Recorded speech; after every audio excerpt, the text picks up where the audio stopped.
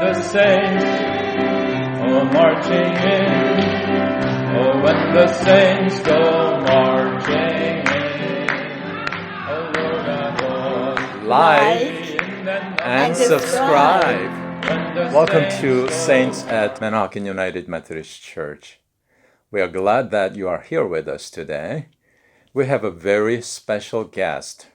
Her name is Norma Paul. So, thank you, Norma, for coming today. I'm glad to be here. Yes, thanks. I'm looking forward to hearing your stories of your life. By the way, Norma has been a lifelong Christian and she's been a member of this church some years.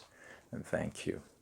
All right, Norma, tell us about your growing up years. At the beginning, I was born in Pequaming, Michigan. Oh, wow. A small town on Lake Superior. Oh, wow. In the Upper Peninsula. And then my parents rented a 2-story home in Ashtabula, Ohio. Ohio, okay. Located on Lake Erie. When I was 6 years old, we left that house, my 4-year-old brother, 1-year-old sister, and I, and took a train to Buffalo, New York. Okay. To live on the Great Lakes steamship, where my father was an engineer. Oh. The ship was in dry dock. Okay. Monday through Friday, I would climb down that long rope ladder from the deck to the ground. Yeah. Where I'd be taken to the nearest school, where Mrs. Moody taught first grade and taught me to read. Mm-hmm. In June, we traveled to Michigan for the summer. When we got there, now this is the beginning of becoming a Christian. When we got there, my cousin Eva Grace, who was 6 years old, Mm-hmm. she was ready for bed, and she knelt by her bed to say a prayer. All right. That's the first time I ever heard about a prayer or praying. Yes, yes. And then each Sunday that summer, I went to the Lutheran Sunday School with Eva Grace. How old were you at the time? I was 7. 7. Oh, so Yes. you're 1 year older. I had just turned 7 okay. in June. Yeah. All right. And then, before summer was over, we moved on into a second-floor apartment in the town of Lackawanna, New York, which is right next to Buffalo. Oh, right. And then I went to the first semester of second grade.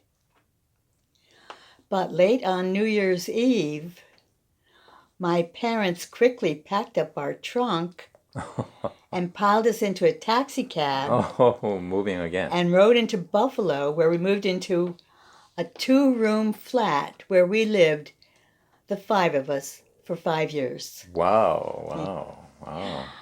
There was a Lutheran church about 4 blocks away from our house, where I went to Sunday school. Mm-hmm. Then when I was in 7th grade, I was 12 years old. Yes.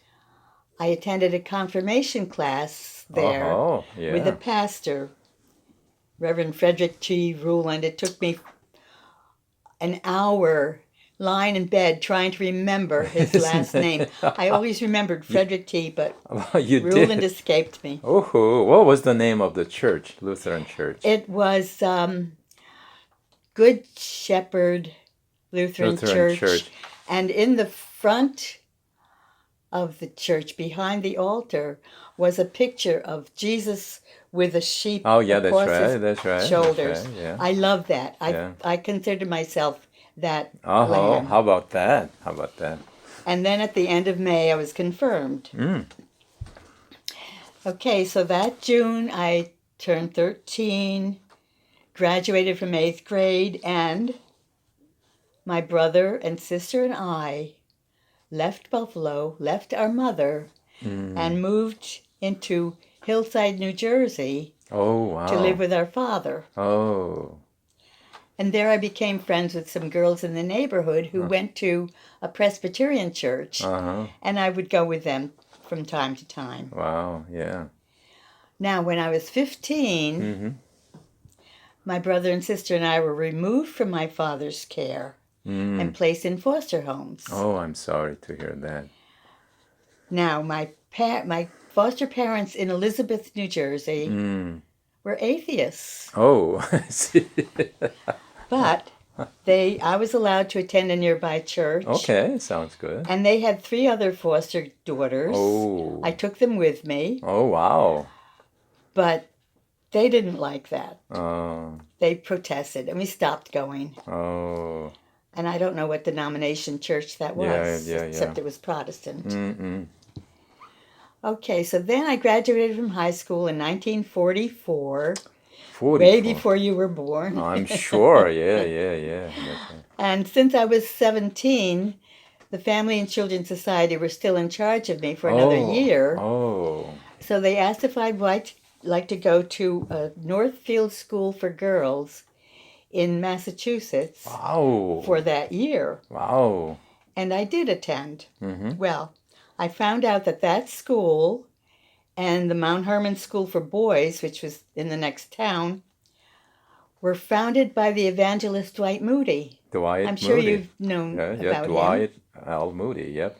And while there, I participated in the chorus. Oh. They put on a sacred concert every year. I wasn't that good a singer to be in the concert, but and we attended worship services weekly there. That's great, yeah.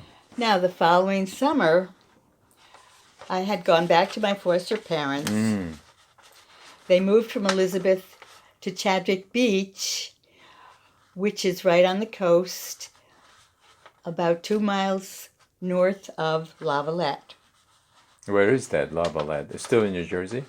In New Jersey. Okay. Yeah. In Ocean County. Ocean County, okay. And I walked to that church every Sunday, 2 miles away. Mm-hmm.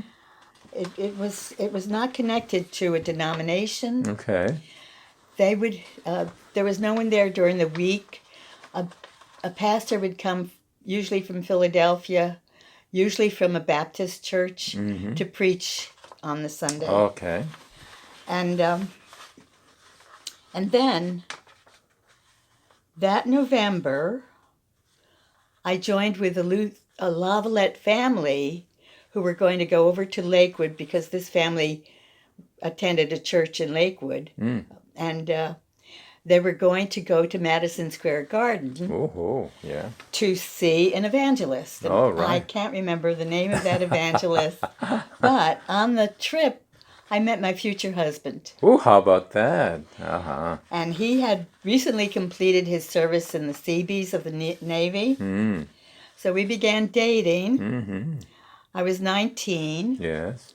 And we were married the following June. Ooh. By a minister friend of his family down in Atlantic City. Yeah. Okay, so that was called the Union Church with no denomination. No denomination, okay. And we went there until a group of us became founding members of Faith Lutheran Church in Lavallette. Oh, wow. How about that? And there I sang with the choir, taught Sunday school and vacation Bible school. How about that? Yay. Then in 1982, my husband, my son Brett, my daughter Joeva, and I moved to Barnegat. All right. At that time, my oldest daughter was out of the home. By the way, how many children do you have? I had 7 children. That's right. Yeah. So when we first moved to Barnegat, we attended the Lutheran Church on Route 9. Okay. In Manahawkin, the Oh, Church yeah, that's of the right. Holy Spirit. That's right. But Brett, who was 14, had a problem with someone there. Oh. And we stopped going to that church. Oh. And Joeva started attending the Barnegat United Methodist Church. Right. And she was asked if she could teach Sunday school, which she did. And then she asked me if I could, because they needed more teachers. Absolutely. So I taught Sunday school and attended that church until they closed. And after their treasurer moved away, I took on that position, job. Until the church closed. And at that point, Joeva transferred here That's right. Yeah. because the kids were going to Sunday school and she didn't want that to end. That's right. Yeah. So that's what brought me Let's here. let's stop here. Yeah, for a moment. When Norma talking about church closed, and we are talking about Barnegat United Methodist Church. What year was it? Was it 2014 or even 13? Yeah. I think so, right? Yes. So when the Barnegat congregation closed its door, some of the members of Barnegat UMC came down to Manahawkin Methodist Church. That's what she was talking about, Jo Eva, bringing her kids to our Sunday school and joined the church eventually. All right, thanks. Okay. Yeah. So the next question is that, what was your first impression at the time? Impressions here? Yeah, impression was when you first came. Well, first of all, I love the sermons. Okay.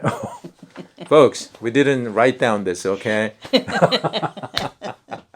Thanks. The music is beautiful Okay, that's great. and uplifting. That's great. The Bible studies led by Eileen Mahan, That's right. they're informative and Yeah. So help us a little bit. I know you are involved in Bible studies, right? Tell us a little more about, because a lot of folks have no idea what we do, the Bible studies. Okay, well, this week in our Sunday Bible studies, we're studying the book of Psalms, going through each psalm very thoroughly to find out. Most of them were written by David, trying to find out what he was That's doing right. at that point. That's right. Then our Wednesday afternoon Bible study, right now we're studying 10 women of the Bible. That's right, yeah. I do have a book, that one too. Uh-huh. Yeah. So, and That's good. there are about 5 or 6 of us who go to that Wednesday afternoon class, and so you become friends with the other women. Absolutely. We share our concerns, and we go from the women of the Bible to the women today, and how we cope with what's going on. That's right. Very So good. the one of the Bible studies, it's not just our church only. Just other congregation members join the Bible study, Yes, right? and That's in what fact, you we mean. have a woman who's a Roman Catholic, and she joins us, That's nice. which is another reason that we meet other women and That's right. not necessarily Methodist women, you're right. and but we're all believers in God. Absolutely. Yeah. So I didn't. Now, how many grandchildren and great-grandchildren you have by now? Oh, well, I have 15 grandchildren and 10 great-grand. How about that? And 1 great-great-granddaughter. Really? She published these 3 poetry books. Okay, you can buy them on Amazon.